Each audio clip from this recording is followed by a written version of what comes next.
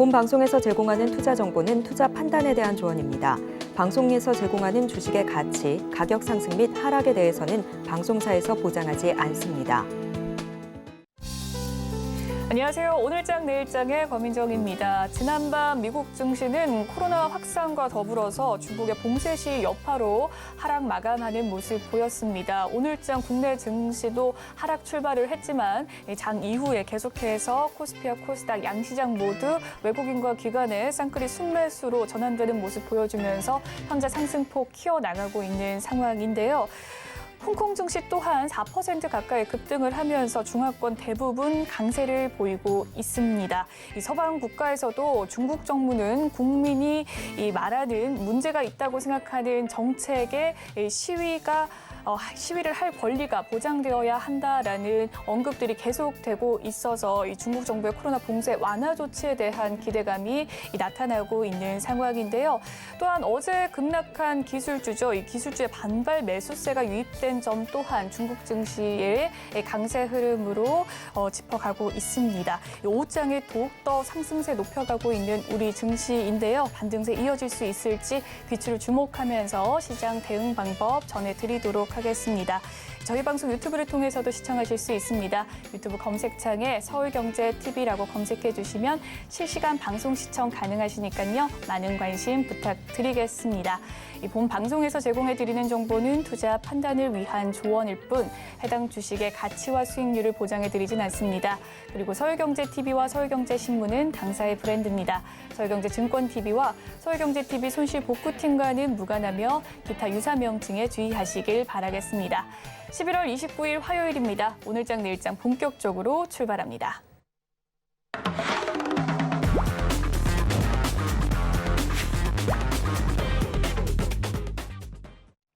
네, 이 시각 보도본부 시간입니다. 오늘은 김수빈 기자와 함께합니다. 어서 오세요. 안녕하세요. 네, 그러면 오늘은 어떤 헤드라인 들고 오셨을지 화면으로 만나보겠습니다.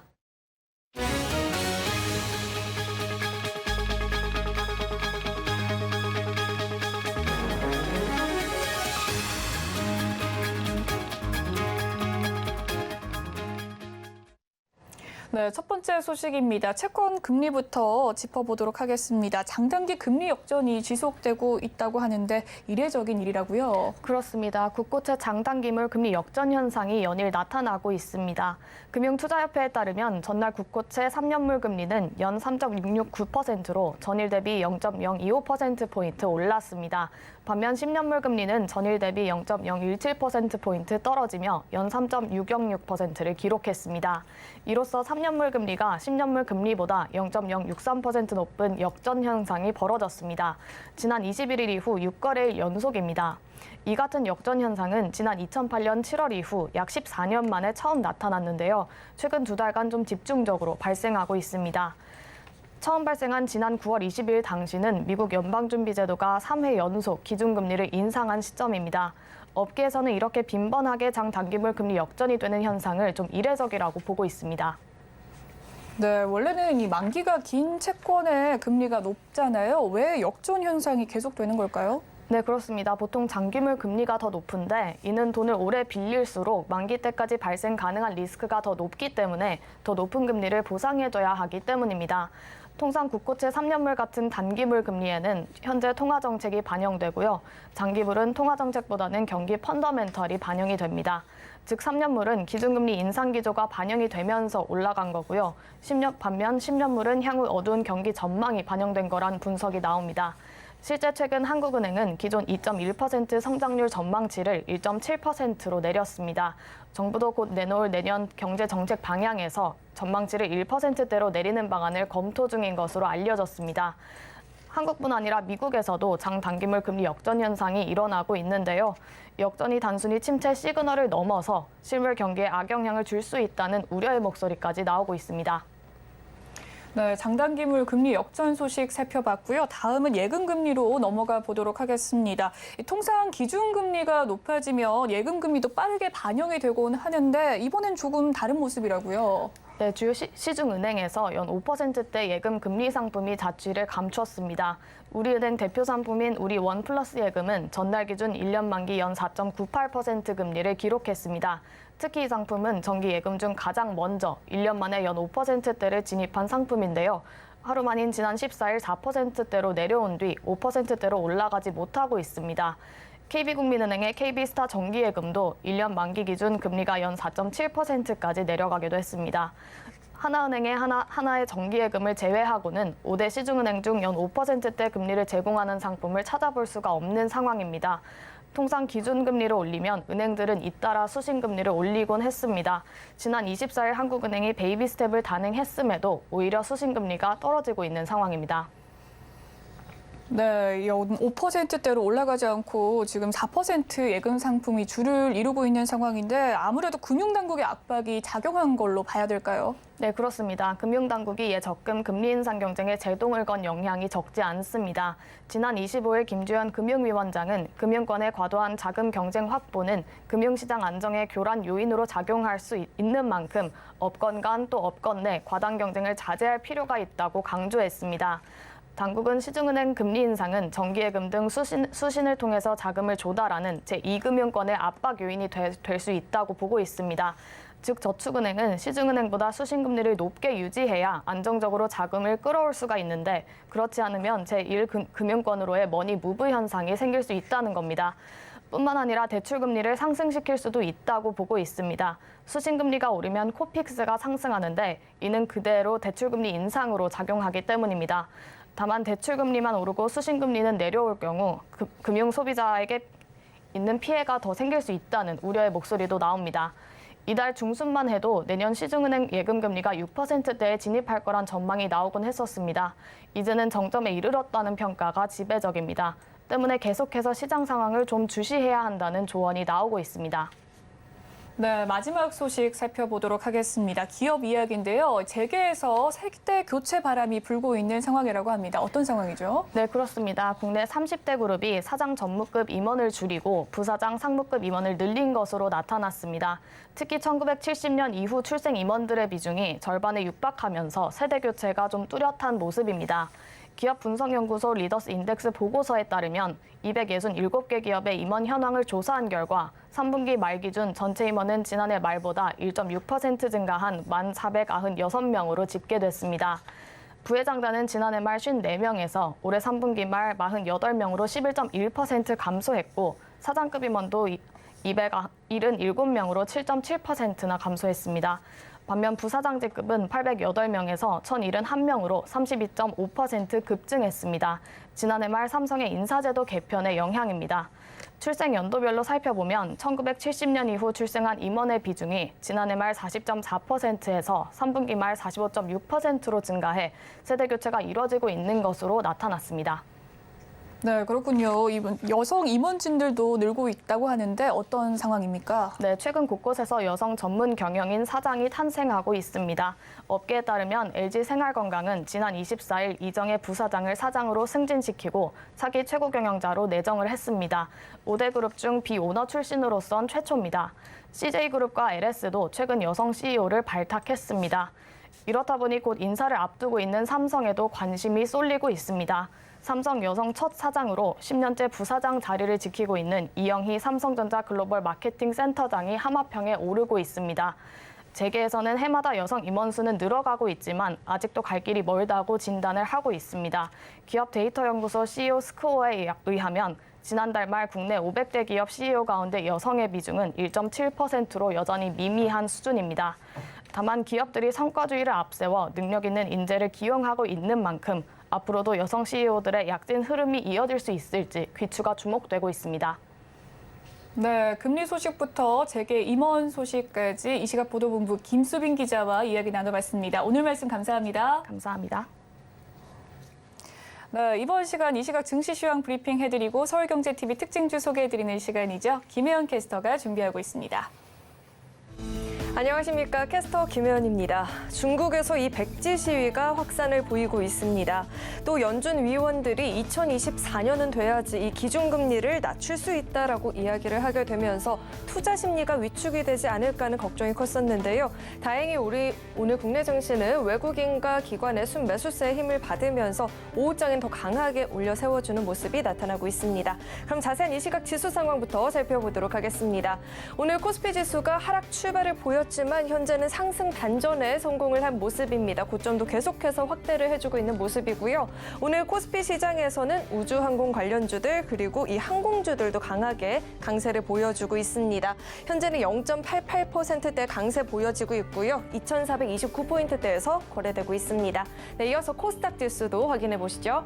마찬가지로 오후장에 더 강한 힘을 보여주고 있습니다. 현재는 1%가 넘는 강세를 보여주고 있고요. 725포인트대에서 거래되고 있습니다. 오늘 코스닥 시장에서는 화장품 관련주들처럼 이 중국 관련 소비주들이 반등을 보여주고 있습니다. 이어서 수급도 확인해 보시죠. 오늘 코스피 시장에서 외국인들이 장중에 매수 전환을 하게 되면서 외국인과 기관의 양 매수세가 들어와 주고 있고요. 기관이 매수폭을 계속해서 장중에 확대를 해주고 있는 모습입니다. 기관이 현재 2,630억 원, 외국인은 150억 원의 매수세를 보여주고 있습니다. 이어서 코스닥의 수급도 확인해 보시죠. 마찬가지로 이 코스닥에서도 기관과 외국인의 양 매수세가 유입이 되고 있습니다. 기관이 장중에 매수 전환을 보였고요. 현재 387억 원, 외국인은 655억 원의 매수 우위를 보여주고 있습니다. 네, 이어서 오늘장 상승하는 업종 테마 살펴보겠습니다. 오늘 은행주들이 상승세를 보여주고 있습니다. 겨울철이 다가오게 되면 이 투자자들이 배당주에 관심을 보이게 되는데요. 더군다나 이 통상 배당 수익률이 5%를 넘어갈 경우 고배당주로 분류가 되는데 은행주가 또 대표적인 고배당주로 나타나고 있습니다. 여기에 올해 연간 6에서 8%대 배당 수익률이 예상이 되고 있는 상황이죠. 본래 이 코로나19 사태 이후에 금융당국이 은행의 손실 흡수 능력을 제고하자 라는 그 이유로 배당을 자제할 것을 권고했었는데요. 이번에는 은행 금융지주의 배당 등 이 주주 환원 정책에 금융당국의 개입을 최소화하겠다라는 의견을 밝히게 되었습니다. 이렇게 금융회사의 자율적인 의사결정이 존중될 것으로 점쳐지게 되면서 오늘 관련주들 사이에서 힘을 받고 있는 모습입니다. KB금융이 5%대 상승세를 보여주고 있고요. 하나금융지주나 우리금융지주도 현재 5% 가까운 오름세, 제주은행 같은 경우에는 현재 21%대 급등세를 보여주고 있습니다. 네, 이어서 하락하는 업종 테마도 살펴보겠습니다. 오늘 애플페이 관련주 사이에서는 힘이 다소 빠지고 있는 모습입니다. 최근에 이 애플페이 서비스의 국내 상용화를 앞두고 관련주들이 동반 상승세를 보였었는데요. 2020년 현대카드와 애플이 국내 애플페이 서비스 출시를 위해서 1년짜리 독점 계약을 체결했다는 소식과 함께 동반 상승세를 보였었는데 한국정보통신 같은 경우에는 장중에 7% 넘는 오름세를 보이거나 이루온도 3%대 상승을 보였지만 오늘장에서는 힘이 다소 빠지고 있는 모습입니다. 오는 30일이죠. 내일부터는 이 시범 운행을 진행할 계획이기 때문에 단기적인 재료 소멸과 또 상승에 따른 차익 실현 매물들이 나오게 되면서 관련주들이 쉬어가고 있는 모습입니다. 한국정보통신이 현재 3%대 낙폭을 보이고 있고요. 나이스 정보통신도 2%대, 이루오는 현재 4% 넘는 하락세를 보이고 있습니다. 네, 이어서 증시 탑10 확인해 보겠습니다. 네, 오늘 삼성전자가 다시 한번 5만 원대로 떨어지는 모습이 나타나기도 했었지만 다시 한번 6만 원을 지지해주는 모습이 나타나고 있습니다. 네이버와 카카오도 오늘은 동반 상승을 보여주고 있죠. 카카오는 영업이익 역성장을 보였지만 투자를 대폭 늘리고 있다라는 소식이 전해지고 있고요. 이어서 서울경제가 뽑은 특징주도 확인해 보겠습니다. 이 삼청닥제약은 해외 제약사와 함께 5천만 유로 규모의 바이오시밀러 제품 공급과 독점 판매권 계약을 체결했다는 소식에 상한가를 진입하는 모습이 나타났습니다. 기산텔레콤은 사우디아라비아가 관광산업을 확대해서 외국인 관광객 유치를 위해서 세계 최대 규모의 국제공항 건설 추진에 나선다라는 소식이 전해지면서 관련주로 묶이면서 오름세를 보여주고 있고요. 이 펜트로는 회사가 상장 당시에 발표했던 2차 전지 리드탭 라인 검사 장비 개발에 대한 기대감에 다시 한번 급등세를 보여주고 있는 상황입니다. 네, 그럼 먼저 SK하이닉스부터 자세히 살펴보도록 하겠습니다. 네, 전일 낙폭이 다소 짙게 나타났던 이 SK하이닉스죠. 전일 필라델피아 반도체 지수가 하락을 보이게 되면서 영향을 받았다라는 이야기가 나왔는데요. 오늘은 당시 저점이 너무 과도했다라는 인식과 함께 반발 매수세가 유입이 되고 있는 모습입니다. 현재는 0.48%대 강세를 보여주고 있고요. 83,500원에서 거래되고 있습니다. 이어서 살펴볼 종목은 제주 맥주가 있습니다. 전일 카타르 월드컵에서 한국 대표팀의 패배로 인해서 16강 진출이 현재 불투명해지게 됐습니다. 이로 인해서 치킨과 맥주 관련주들이 약세를 보이고 있는데요. 제주 맥주도 현재 10%대 하락세를 보이고 있는 상황입니다. 네, 마지막으로 아시아나 IDT 살펴보도록 하겠습니다. 영국이 대한항공과 아시아나의 합병을 사실상 승인을 하게 되면서 오늘 대한항공과 아시아나 관련주들이 강하게 움직여주고 있는 모습이지요. 현재 아시아나 IDT도 상한가가 풀리지 않고 있는 모습이고요. 15,500원에서 거래되고 있습니다. 네, 지금까지 증시탑10 확인해봤습니다.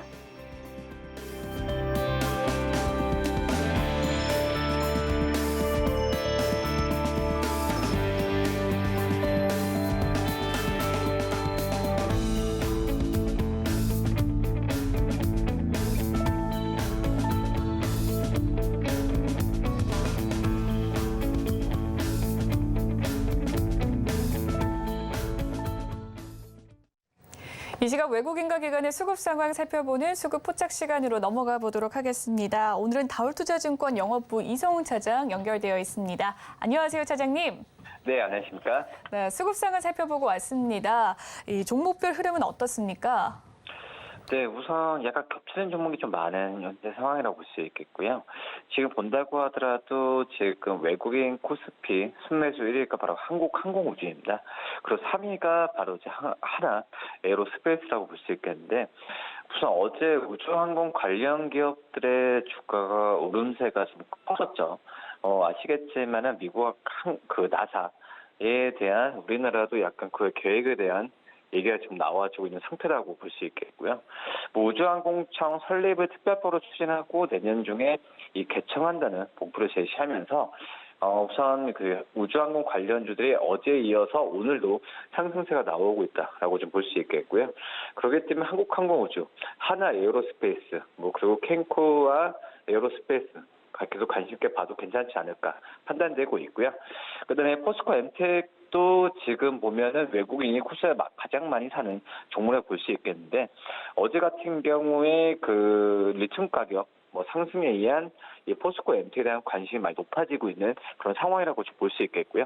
그렇기 때문에 포스코 엠텍에 대한 꾸준한 관심은 가져도 괜찮지 않을까 판단됩니다. 네, 이 시각 수급 특징주의 흐름들 살펴봤습니다. 어제죠, 정부가 이 미래 우주경제 로드맵을 발표하면서 어제부터 우주항공 관련주들 오늘까지 좋은 흐름 보여주고 있고요. 포스코 엠텍에 대해서도 자세한 분석 도와주셨습니다. 그렇다면 차장님께서 포착한 특징주 어떤 종목이 있을까요? 예, 저는 지금 파라다이스 좀 보고 있는데요. 기간의 코스닥 그 선매수 이유라고 좀 볼 수 있겠는데, 우선은 지금 파라다이스에 대한 기대감이 높은 상황입니다. 향후에 본다고 하더라도 지금 이제 일본 쪽에서의 무비자 입국 이후에 지금 이거에 대한 규제에 대한 그 제한은 계속 풀어지고 있는 상황이다라고 좀 볼 수 있겠고요. 특히 파라다이스 카지노 드롭백 같은 경우에는 지난달만 본다고 하더라도 4,129억으로 지금 현재 본다고 하더라도 세 자릿수 이상은 계속 드러나는 추세라고 좀 볼 수 있겠고, 특히 이제 복합 리조트의 실적 기여도가 높아지고 있는 상황입니다. 그런 상황에서 봤을 때도 이 파라다이스에 대한 카지노 외에 다른 수익 구조는 긍정적으로 가지 않을까라고 좀 판단되고 있고요. 그리고 국내 카지노 업체들 같은 경우에도 최대 강한 상승을 이어갔다가 약간은 조정받는 구조로 가고 있는데, 하지만 이 카지노 외에 복합 리조트 여러 가지 구조로 봤을 때도 충분히 실적에 대한 우상향 방향은 일어나지 않을까 이렇게 판단되고 있습니다. 저는 충분히 이 가격에서 매수해도 괜찮지 않을까 판단되고요. 목표 주가는 19,000원, 선저가는 15,000원 말씀드립니다. 네, 오늘 차장님께서 포착한 특징주 이 파라다이스에 대해서 이야기를 나눠주셨고요. 면밀한 분석 도와주셨습니다. 지금까지 다울투자증권 영업부 이성훈 차장과 함께했습니다. 오늘 말씀 감사합니다. 네, 감사합니다. 네, 오늘 시장을 주도하는 업종과 이슈에 대해서 심층 분석해보는 마켓 로드맵 시간으로 넘어가 보도록 하겠습니다. 어제 우주경제 강국으로 도약하기 위해서 6대 정책 방향을 제시했는데요. 이와 관련한 관련주들 살펴보도록 하겠습니다. 교보증권 스마트 영업부 사영관 차장님 나와 계십니다. 어서 오세요. 네, 안녕하세요. 네, 어제 정부가 우주 강국을 위한 로드맵 발표를 했는데요. 올해 누리호와 다누리의 성공적인 발사로 인해서 7대 우주 강국으로 우리나라가 올라섰다고 하는데 이번에 우주항공청을 설립한다고 해요. 그 입지를 공고히 할 전망이라고 하는데 이 프로젝트에 대해서 자세하게 설명해 주시죠. 이게 뭐 새로운 내용은 솔직히 아니에요. 그동안에 이제 해왔었던 100대 국정과제로 포함이 됐었던 내용들이죠. 다만 이제 그런 부분들에 대해서 디테일하게 세부 내용들이 발표가 되면서 각 기업들의 종목의 주가를 조금 더 탄력 있게 만들어주는 요인들이 되고 있는 것 같고요. 일단 대통령 특별법입니다. 우주항공청을 신설한다고 하는데 이 우주 강국으로 도약을 더 하겠다라는 의지를 분명히 하고 있는 중요한 포인트가 될 것 같고요. 그러면서 우주 시대가 지금 전 세계적으로 개막이 되고 있어요. 이게 아직까지 어디 먼 나라 얘기가 아니고요. 꿈에서나 보던 얘기가 아니고 실제화, 구체화가 되어가고 있는 그런 과정에서 우리나라도 지금 방산이라는 것을 필두로 해서 굉장히 우리나라의 K방산 위험을 전 세계적으로 알렸어요. 그런 게 이제 유럽으로의 수출이 교두보가 됐던 건데요. 그런 것들을 바탕으로 해서 결국은 발사체라던가 저궤도 위성 이런 쪽에서도 더욱더 두각을 나타내고 기술력을 보유를 해나가겠다라는 출범 준비의 본격화가 이루어진다라고 생각을 하시면 될 것 같습니다. 일단 신속한 우주 개발 수행을 위해서 우주항공청장에게 모든 것들을 위임할 것이다라고 보도 자료가 나오고 있어요. 그렇게 되면 조직 구성부터 급여, 인사까지 자율적인 권한을 주면서 정말로 필요한 기술들을 빠르게 개발하고 상용화시켜 나갈 수 있는 그런 권한들을 내려줄 것으로 조금 업계에서는 기대를 하고 있습니다. 네, 전 세계적으로 우주 시대가 지금 개막 준비에 한참인데 우리나라도 방산과 더불어서 이 우주 시대 출범 준비의 본격화할 전망에 대해서 이야기를 나눠주셨습니다. 현재 한국항공운주연구원 중심으로 해서 이제 우주 중심의 이 민간 분야로 이동을 하게 된다라는 이야기가 있는데 전 거래일에 이어서 우주항공 관련주가 오늘까지 좀 강세 이어가고 있습니다. 현재 관련주의 움직임도 짚어봐 주시죠. 네, 일단은 우주 시장이 사실 조금 전만 하더라도 민간 주도가 아니었어요. 이게 국가 주도 하에 프로젝트가 많이 수행이 됐었는데 이런 흐름들이 지금 미국 쪽을 위주로 해서 바뀌고 있죠. 스타트업들이 갑자기 나와서 저궤도 위성 쪽에 기술력 보유한 업체들, 뭐 나사라던가 이런 쪽들로 정말 기술력 있는 부분들을 바탕으로 해서 부품을 공급하고 제조하고 이런 기업들이 나타나고 있다는 거예요. 그만큼 우리나라는 아직까지 이러한 부분에 있어서 규제라던가 철폐 이런 부분들을 완벽하게 더 해나가기에는 조금 더 시간이 필요할 것 같아요. 이번에 대통령 특별법에 의한 우주항공청 설립이 그 계기가 꼭 되었으면 하는 그런 바람을 가지고 있고요. 일단 우주시장 조사업체인 스페이스테크 애널리스틱스 보고서를 보게 되면은 2030년도에 글로벌 우주 기업이 한 1만여 개 이상이 될 것이다라고 관측을 하고 있고요. 그 기업들의 전부 가치를 합쳤을 때에는 10조 달러 이상이 될 것이다라고 추산을 하고 있어요. 그만큼 빠르게 우주항공 산업이 개화가 되면서 속도가 점진적으로 더 빨라질 것이다 라고 예상을 하고 있는 거죠. 그러면서 이게 정부 주도로 해서는 결국 한계가 있습니다. 그렇다 보니까 정부는 규제를 풀어준다거나 이런 부분에 있어서 중심적인 역할을 해야 되고요. 민간 주도로 기술을 개발하고 정부에 쌓여있는 캐캐묵은 기술들을 다 이전을 시키면서 더욱더 발전시키는 윈윈 구조로 가야 되겠다 이런 말씀을 드리는 겁니다. 일단 스페이스 X 같은 경우가 대표적인 민간 주도 기업이죠. 재사용 발사체로 인해서 발사 비용, 이 로켓을 발사하는 데 있어서 가장 문제가 되는 게 발사 비용이에요. 그런데 이 일론 머스크라는 사람이 참 한편으로 괴짜기도 하지만 대단하다라고 생각을 하는 게 이 발사체에 대한 팁을 얻기 위해서 러시아를 직접적으로 몇 번 찾아가서 이러한 기술들을 결국에는 개발에 성공한 겁니다. 그래서 그러한 부분들은 충분히 기술력으로서 인정할 만한 부분이 있다라고 보시면 될 것 같고요. 그러면서 발사체 비용이 획기적으로 낮아지니까 이런 것들이 정찰, 통신, 위성용, 항법 이런 쪽으로 전부 다 커지게 된 거죠, 시장이요. 그만큼 빠르게 기술력을 설파하는데 성부자적인 역할을 2차 전지 전기차처럼 그런 역할을 역시나 좀 해줬습니다. 위성 외에도 우주선 발사라던가 우주 호텔 그리고 민간 국제우주 정거장 건립 이런 것까지 전부 다 우주와 관련된 산업으로 볼 수가 있어요. 그런데 우리나라 같은 경우에 해양 플랜트라던가 이런 플랜트 쪽에 굉장히 강점을 가지고 있어요. 그럼 우주같이 척박한 환경에서 만약에 이런 건립들이 일어난다라고 했을 때는 지금 굉장히 러우 전쟁의 여파로 인한 러시아 쪽의 이제 우크라이나 공격 쪽으로 우크라이나 재건 관련주들로 또 테마가 묶이고 있잖아요. 이런 것들이 결국에는 우주 정거장 건설 테마 이런 쪽까지도 확대가 될 수 있는 부분들 여러분들은 염두에 좀 두셔야 될 것 같고요. 일단 국내에서는 고체 로켓에 대해서 국방부 그리고 액체 로켓은 과기부가 발주하는 이런 공공주도였어요. 그런데 이런 것들이 이제 민간 쪽으로 조금씩 옮겨지기 시작하면서 기술들을 한국항공우주연구원에서 민간 기업 쪽으로 이전을 해주고 있죠. 그래서 이러한 것들이 좀 발판이 되어서 민간 기업 주도의 기술 발전이 빠르게 일어날 수 있을 것으로 좀 기대를 합니다. 네, 우주 항공 산업이 현재 이제 정부 주도에서 민간 주도로 바뀌게 되고 있는 과정 속에 있는데 그 이유에 대해서 좀 자세하게 설명을 해 주셨습니다. 일단 대표적인 기업인 스페이스X가 민간 주도의 기업이다라는 이야기를 해 주셨고요. 또 30년까지 우주 산업의 이 기업 가치가 10조 달러 이상이 될 것으로 점진적으로 좀 빠르게 진행이 될 것이다라는 이야기까지 해 주셨네요.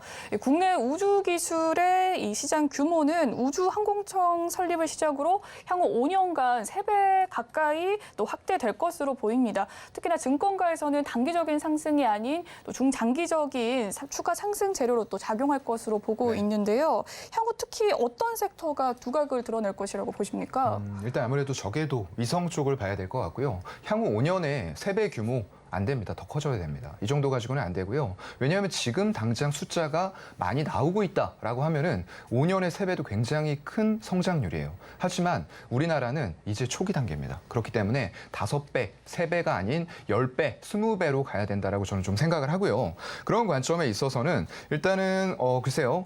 이쪽이 지금 적외도 위성을 말씀드렸는데 발사체 아까 좀 말씀을 드렸습니다. 스페이스X에서 기술력, 발사체 비용을 획기적으로 낮췄기 때문에 이런 기술들이 가장 중요할 것 같아요. 그렇다고 보면은 일단은 발사체를 재사용할 수 있고 회수해 올 수 있는 이런 핵심 기술을 개발하는 게 가장 관건이 될 것 같다라는 말씀을 드리면서 근데 이걸 완전 상업화해서 할 수 있는 기업들이 지금 몇 개나 되느냐? 손가락 안에 꼽습니다. 10개 정도밖에 안 되기 때문에 우리가 이번 항공우주청 설립을 계기로 해서 이런 기술을 빠르게 확보하고 결국에 아까 100대 기업의 시가총액 가치가 제가 말씀을 드렸었는데 그 안에 든다고 해서 이 산업이 커지는 게 아니고요. 결국은 선점에 가고 있는 기업들이 기술력을 더 고도화시켜 가면서 시장을 과점하게 된다는 거죠. 그래서 그 시장으로 빠르게 기술력을 확보하고 뛰어드는 게 무엇보다 중요하다라는 말씀을 드리는 거고요. 그런 관점에서는 일단 이번에 좀 긍정적인 부분들이 있었어요. 일론 머스크가 대통령하고 이제 화상 면담을 하면서 테슬라의 기가팩토리 한국에다가 좀 건립하는 게 어떻겠냐 이런 식의 내용이 있었고요. 그거에 대해서 윤 대통령이 좀 화답을 했죠. 스타링크 인터넷 방송, 인터넷망 이런 것들을 협력하면 어떻겠냐라는 언급이 있었습니다. 그래서 결국에는 이 인터넷망을 오직 세계 각지에서 어느 곳에서나 음영 없이 사용할 수 있는 이런 기술력이 바로 적외도 위성을 쏘아 올려서 그것과 초고속 통신망을 세계 각지에 연결해주는 이런 기술이거든요. 그래서 그런 부분들의 고도화가 적외도 위성을 바탕으로 해서 좀 필요하겠다라고 생각을 합니다. 네, 사용관 사장님께서 픽한 섹터는 적외도 위성이었고요. 최근에 이 일론 머스크와 윤석열 대통령의 화상 명담 중에 또 테슬라 기가팩토리를 또 한국에 유치하겠다라는 소식 속에서 스타링크 인터넷망과의 협력 등을 언급한 모습이었습니다. 그 속에서 이 적외도 섹터, 이 주도 섹터가 될 것이다라는 이야기를 해주셨네요. 한편 대부분의 우주 항공 기업이 이 방산과도 밀접한 관련이 있다고 합니다. 이번 정부가 발표한 우주 경제 로드맵에 이 방산 부분에는 어떤 호재로 좀 작용하게 될지 궁금한데요. K방산 워낙에 유명한데 선도적인 역할을 할 기업의 주가와 또 전망까지 함께 살펴봐 주시죠. 네, 사실 방산이 실적이 더 빠르게 나왔죠. 하지만 이제 방산과 우주를 따로 떼어놓고 생각하는 건 굉장히 위험할 수 있어요. 왜냐하면 결국에는 방산 쪽의 무기 이런 것들이 추진체라던가 발사체 이런 것과 전부 다 연관이 있다는 말이죠.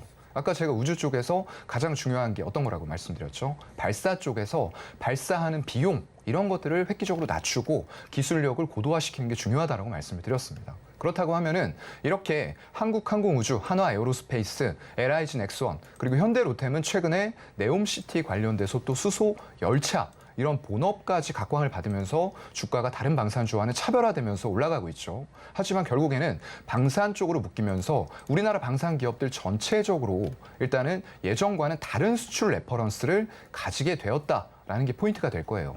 그러면서 일단 유럽 쪽의 레퍼런스를 바탕으로 우리가 수출이 계속적으로 늘어나고 있고 수주 잔고도 늘어나고 있습니다. 그런데 차익 실현 때문에 일단 주가가 꺾였어요. 그렇다고 하면은 매수 기회로 우리는 당연히 생각을 해야 될 거고요. 그런 기업들이 우주와 완전히 동떨어져 있느냐? 그렇지 않아요.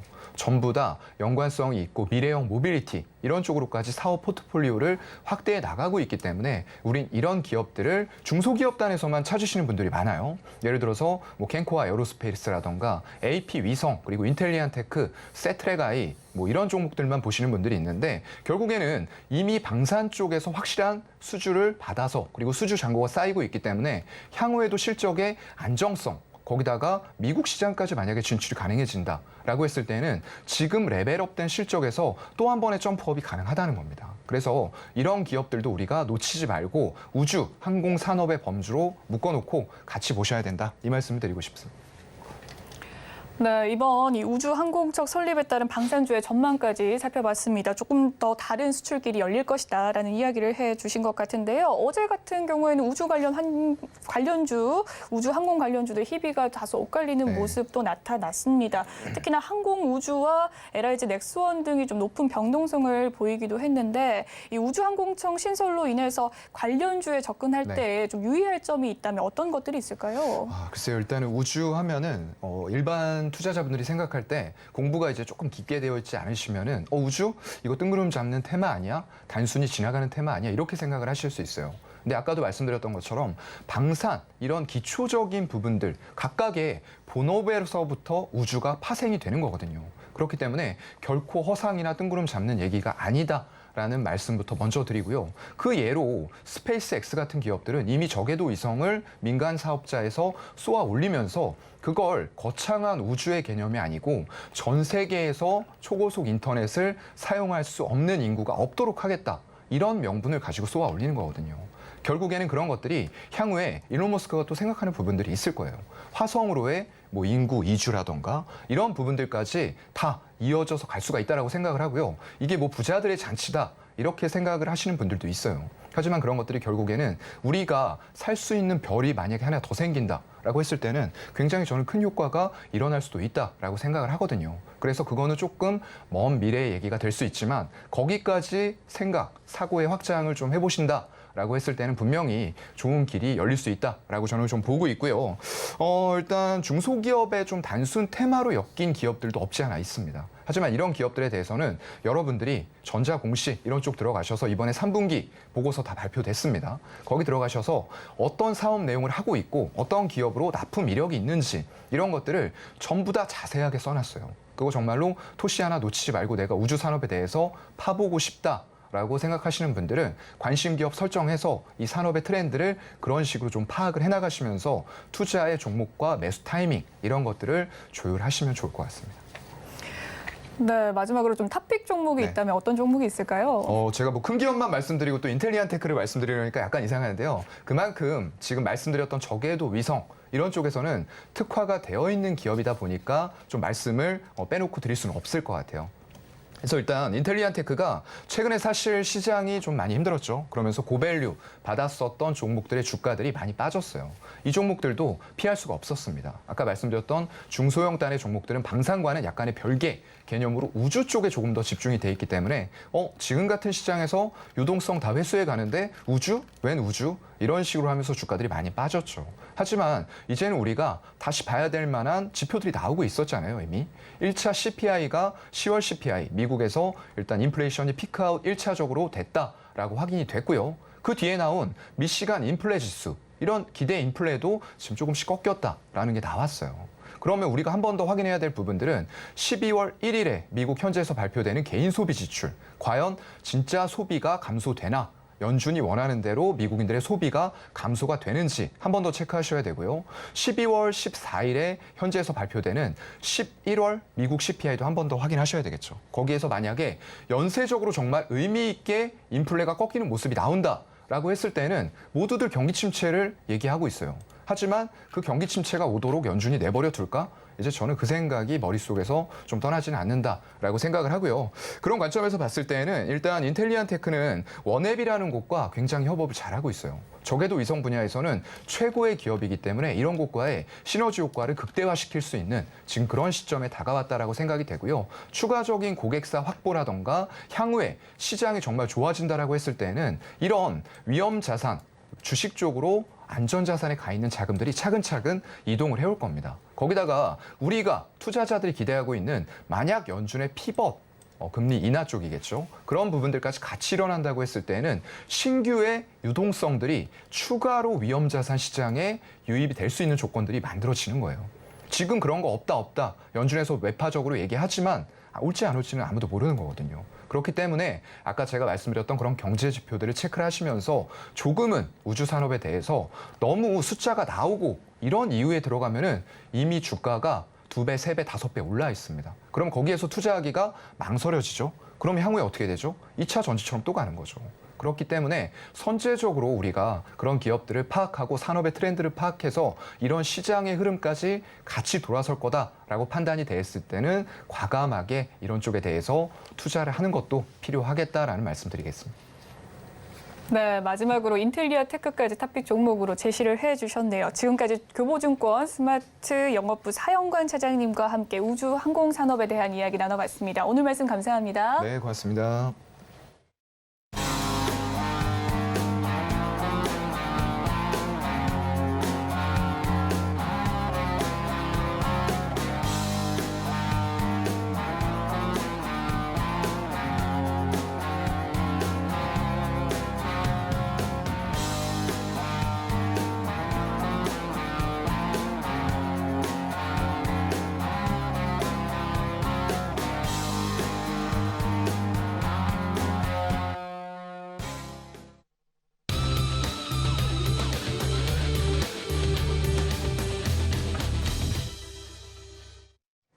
마켓 리더들과 함께 시장의 핵심 이슈를 짚어보는 이슈 칼럼 시간입니다. 오늘은 SPM의 김영진 대표와 함께합니다. 안녕하세요.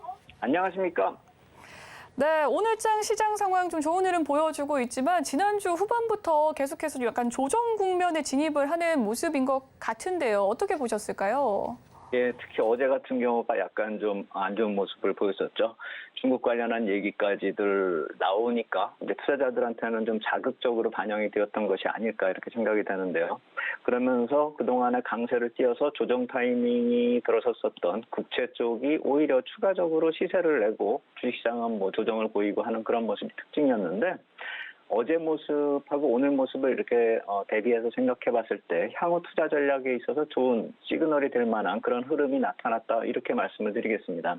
먼저 국채 흐름 살펴보면은 미국의 10년물 국채 흐름 제가 그림을 보면서 말씀을 드리겠는데 지난주에 말씀드린 양상이 이 왼쪽에 오렌지 이 타원 같은 기간 조정이 이번에 나타나는 그런 타이밍이다 이렇게 말씀을 드렸고 그렇게 접어줄 때 2차 상승을 위한 조정이다 이렇게 말씀을 드렸었는데 어제 중국 같은 그런 뉴스가 나오면서 지정학적 이슈가 나타나니까 달러 강세 나타나면서 더불어서 국채까지도 강세를 보이는 모습 국채가 특별히 강세를 보일 만한 모습이 어제 아니었는데 안전자산 선호 현상으로 이어졌기 때문에 그렇다 이렇게 봐야 되겠죠. 그렇다면 이러한 모습이 나타나서 조정 타이밍을 오히려 덮어버렸기 때문에 이러한 시세에 대해서는 국채에 대해서 단기 이익 실현성 매도 타이밍이 되는 것이고 역으로 이제 주식은 매수 타이밍을 봐야 되는 그런 모습이었겠죠. 근데 그게 뭐 어제 얘기였고 하루 만에 또 안정을 찾아버리는 상황이 돼버렸기 때문에 어제 오늘 사이에 이렇게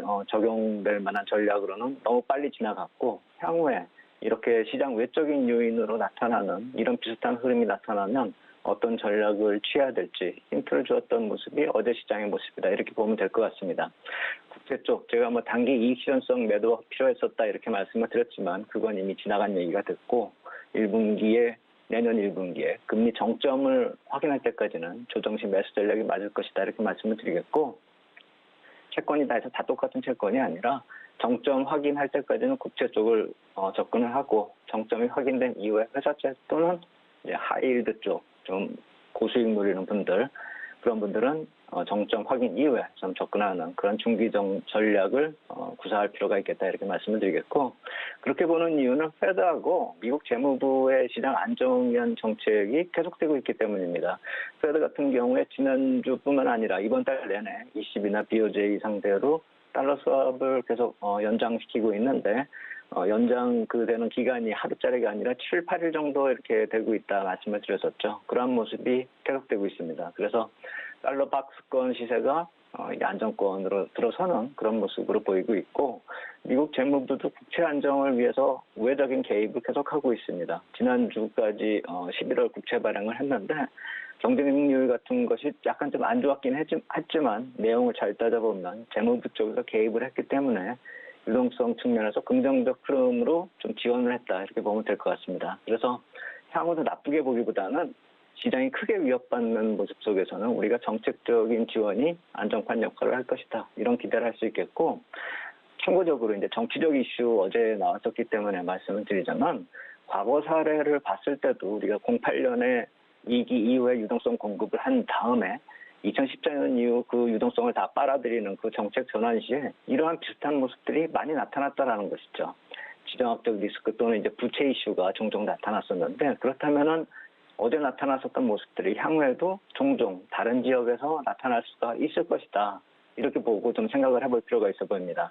2014년 이후 중동에서도 별별 얘기가 다 나왔었죠. 뭐 중동의 봄 이런 얘기가 나오기도 하고, 그것이 지역별로 넘어가면서 부채가 모라토리움 만들고 남유럽 부채 문제로까지 확산이 되고 하는 그런 일들이 나타났다는 것을 우리가 경험을 했죠. 그래서 그러한 모습들이 또 똑같은 모습으로 내용으로 반복이 되지는 않는다 하여도 비슷한 양상으로 나타날 가능성이 아주 크죠. 정책이 전환되고 있는 그런 시기이기 때문에요. 특히나 부채 얘기는 종종 나오고 있기 때문에요. 그렇기 때문에 어떤 해당 국가가 그것 때문에 뭐 부도가 나거나 뭐 망하거나 이럴 일은 별로 없을지언정 자산 시장에 미치는 영향은 단기적으로 또 나타날 수 있다는 점. 하지만 그것이 단기 영향으로 마무리된다라는 점도 우리가 좀 전략적으로 참고할 필요가 있겠다 이렇게 말씀을 드리겠습니다.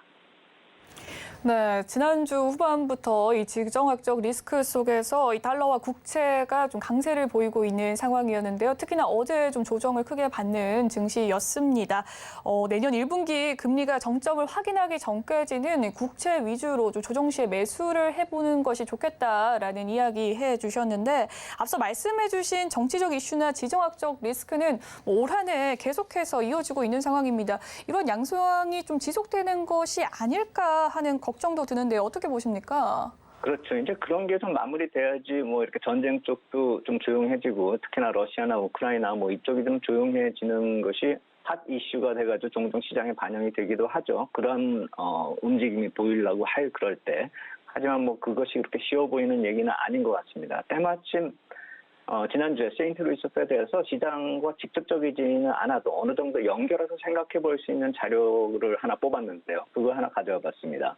글로벌 5대 무기 수출국의 시장 점유율 현황, 이런 내용인데요. 세인트루이스 페드에서 나온 자료를 보면은 1991년 이 구소련이 붕괴되는 그 시점을 중심으로 해서 글로벌 방위산업, 그러니까 무기 시장의 점유율을 나타낸 표인데, 가운데 이 검은 세로축을 중심으로 이 왼쪽이 구소련 체제고 그 오른쪽이 러시아 현재 체제로 이렇게 나눠지는데, 그 어느 경우나 이렇게 보면은 맨 위에 점유율이 높게 나타나고 있는 회색 점선으로 나타나고 있다가 붉은색 러시아로 바뀐 그 선이나 또 위쪽에 있는 청색 선이 미국이란 말입니다. 이 두 시장이 이 두 국가가 주요 수출국이고, 나머지 유로존 쪽이 좀 아래쪽에서 저렇게 좀 독일이나 뭐 프랑스 뭐 이런 쪽이 나머지를 차지하고 있고, 중국도 약간 좀 차지를 하고 있습니다. 그런데 중국 같은 경우는 소련 무기 수출국의 또 주요 수입국이기도 하고, 인도하고 더불어서요. 또 그리고 미국의 대상 수출국은 우리하고 한국하고 일본, 사우디가 주 수출국 수입국입니다. 그렇게 다 놓고 본다면은 이 러시아하고 미국이 이 수출 시장을 양분하고 있는 무기 시장에서 수입국도 양분화되고 있다, 이렇게 볼 수가 있는 것이죠. 그렇기 때문에 세인트루이스 페드 쪽에서 이러한 모습을 어떻게 표현하고 있냐면은 이 경제 블록화 자체가 점점 고착화되고 있는 그런 상황이 이번 전쟁을 통해 가지고 이러한 무기 시장뿐만이 아니라 에너지 시장까지도 번져갔다라는 것이죠. 그렇다라고 본다면은 이러한 분단이 되고 있는 분단이라고 얘기하기는 좀 그러네요. 좀 블록화되고 있는 그런 모습 자체가 향후에 지정학적 리스크를 감소시키기보다는 계속 유지시킬 그럴 가능성이 크다라는 것이죠. 그래서 우크라이나나 전쟁 이 종식을 위해 가지고 중국이나 뭐 인도 쪽으로 협조를 미국이 요청을 하고 있지만 그것이 쉬워 보이지 않는 이유 중에 하나가 또 여기 있다, 이렇게 얘기를 하는 것이죠. 그래서 이런 점들을 놓고 보면은 결국에 가면은 글로벌 자산시장 자체도 블록화가 되고 또 디커플링 쪽으로 경제 블록별로 또 이렇게 이어질 것이다라는 점을 우리가 유추를 할 수가 있죠. 내년 이후는 그러한 디커플링 자체가 또 이슈가 될 것 같습니다. 시장 지역 간 차별화, 또 뭐 어떤 권역별 차별화, 내지는 또 하나 제가 표로 하나 보여드릴 것이 세 번째 표가 뭐냐면 인플레이션 자체도 지역별로 좀 차별화가 나타나고 있다는 것이 세인트루이스 페드의 자료이기도 합니다. 꺾여 내려오는 청색선 이렇게 살펴보면은 미국이고 그 다음에 붉은색이 카나다 해가지고 이 미주 쪽은, 북미 쪽은 확실히 꺾여 내려오고 있는 그런 모습인데, 비슷한 경제 블록임에도 불구하고 유로존 쪽 나머지 국가들 저 선에 좀 높이 위치한 그런 모습들이 나머지 유로존 국가란 말입니다. 특히나 하늘색 선 독일 같은 경우는 다시 올라가는 모습을 보이고 있죠. 그래서 유로존 쪽은 인플레이션 아직도 꺾이지 않은 모습인데, 이것이 미국의 인플레이션 유로존을 넘어간 것인가, 여기에 대한 고민을 하는 그런 내용도 필요한 것이고, 내년에는 그러한 내용에 대한 고찰이 계속 필요할 반복이 될 것이다, 이렇게 생각이 됩니다. 그렇기 때문에 이러한 펀더멘탈적 변화가 지역별로 차별화될 수 있다는 점, 아마도 이 12월 FOMC 회의가 분기점이라고 말씀을 드렸지만 그 분기점 이후로는 이제부터는 유동성 측면이 아니라 펀더멘탈 쪽에 대해서 우리가 투자할 때, 전략을 세울 때 고민을 좀 많이 해야 될 것 같다, 이렇게 말씀을 드리겠습니다. 네, 정치적, 지정학적 리스크가 계속해서 잔존해 있는 우리 시장인데요. 이와 관련해서 전망에 대해서 이야기를 해주셨습니다. 계속해서 이 시장과 지역 간의 차별화가 존재되고 있긴 하지만 이 펀더멘털의 장세로 좀 변화가 될 것이다라는 이야기를 해주셨는데요. 12월 FOMC 회의를 앞두고 있습니다. 이제 경기 침체에 대해서도 논의가 되고 있는 상황인데요. 이를 보면 이제 정말로 최대 하두 시장의 펀더멘털일까요? 그렇죠. 이제는 FOMC 회의가 이번 주 지나고 나면은 이제 시장에서 어떤 코멘트하기가 할 수가 없는 그런 시기로 들어서죠. 2주 뒤이기 때문에요. 그래서 이제 마지막으로 제가 그 전체적으로 좀 정리를 해가지고 말씀을 드리겠습니다. 이번 주 월요일, 그러니까 어제죠. 뉴욕 페드 존 윌리엄스 총재가 코멘트를 한 내용이 또 있습니다. 이 내년 전망치 관련해가지고요. 뉴욕 이코노미 클럽에서 인플레이션 관련해서 또 코멘트가 나왔고, 비슷한 내용의 자료가 세인트루이스 페드에서도 동시에 나왔습니다. 그래서 그 표들을 보면서 오늘 한번 마무리를 해보겠습니다. 2023년 전망이 이제 좀 많이 나오고 있습니다. 물론 우리나라 증권사 쪽에서도 이제 나올 것입니다. 그런데 이쪽 페드 쪽에서 먼저 내놓고 있는데, 나오는 자료들, 이렇게 내용들을 잘 살펴보면 전망 내용이 올해 인플레이션의 우려가 내년에 혹시 이게 디플레이션 우려감으로 변하는 게 아닌가, 그럴 정도의 느낌을 줄 정도입니다. 제가 대표적인 표 한 2개 정도를 보여드리겠습니다. 비농업 고용 월 평균 증가가 되는 전망치, 세인트루이스 페드 자료를 보면은 이 실제로 검은색 액츄얼로 흘러가는 모습하고 포캐스트로 나와 있는, 그러니까 올해 4분기 이후의 모습을 보면은 저렇게 성장 둔화의 영향을 받지 않았던 올해, 그러니까 성장이 둔화된다 하더라도 올해 고용을 보면 액츄얼 검은선을 보면 계속 위쪽으로 올라갔다 박스권을 보이고 있는 모습이 내년부터 확 꺾이고 내려가고 있는 것입니다. 이것을 봐도 그렇고, 그 다음 표를 보면 글로벌 운송 초과 수요의 감소, 이것도 좀 중요합니다. 운송 수요 자체가 그동안에 초과 수요가 있었는데 그러면서 GS CPI 쪽을 급등을 시켰다고 말씀을 드렸지 않습니까? 그 수요도 2023년을 중심으로 해서 꺾여 내려가기 시작합니다.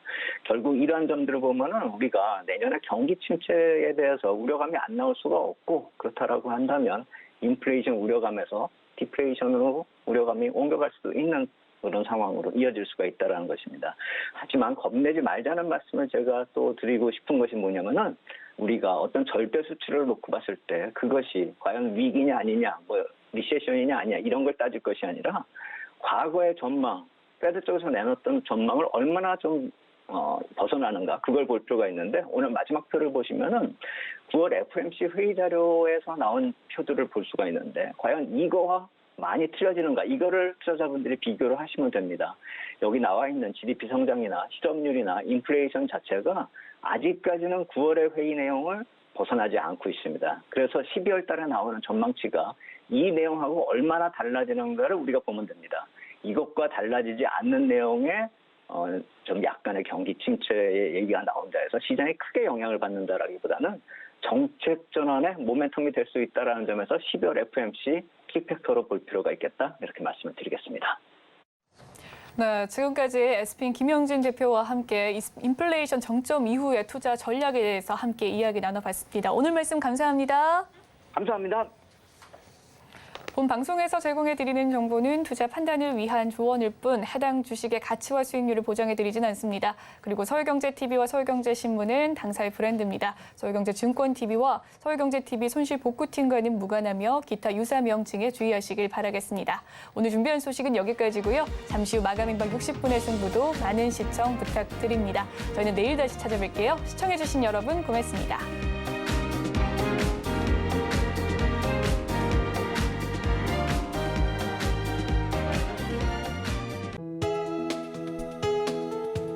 본 방송에서 제공하는 투자 정보는 투자 판단에 대한 조언입니다. 방송에서 제공하는 주식의 가치, 가격 상승 및 하락에 대해서는 방송사에서 보장하지 않습니다.